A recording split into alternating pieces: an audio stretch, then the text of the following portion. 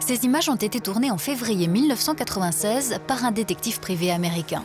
Il a été mandaté par une compagnie d'assurance pour suivre Luciano Pavarotti. Il y a 4 mois, le ténor a été victime d'un accident de voiture à la frontière belge.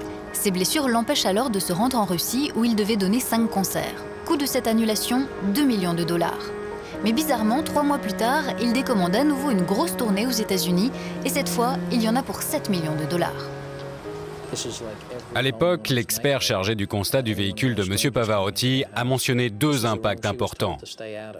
Et dans son rapport, il démontrait clairement que tous les systèmes de sécurité s'étaient déclenchés normalement.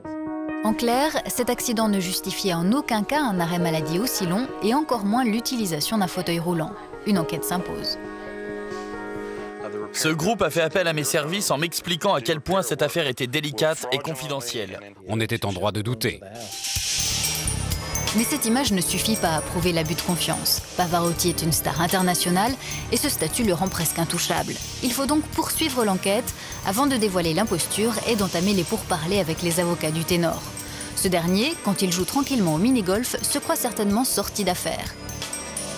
Il a dû s'imaginer que jouer la comédie pendant 15 jours suffirait à bluffer la compagnie d'assurance. Eh bien, il s'est trompé.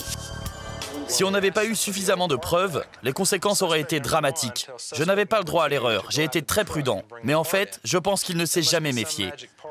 À l'époque, il se croyait peut-être au-dessus des lois. Mais il y avait quand même 7 millions de dollars à la clé. Et Pavarotti ou pas, l'assurance n'a plus l'intention de céder. Surtout quand elle a découvert la suite du week-end de la star. Le détective a en effet pris sur le vif la preuve irréfutable, le ténor en pleine séance de sport. C'est grâce à ce cours de gym que la compagnie d'assurance a pu le contraindre à avouer.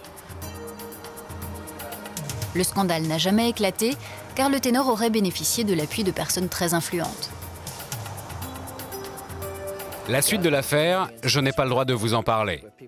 Tout ce que je peux vous dire, c'est qu'une arnaque à l'assurance peut coûter très cher, qui que vous soyez.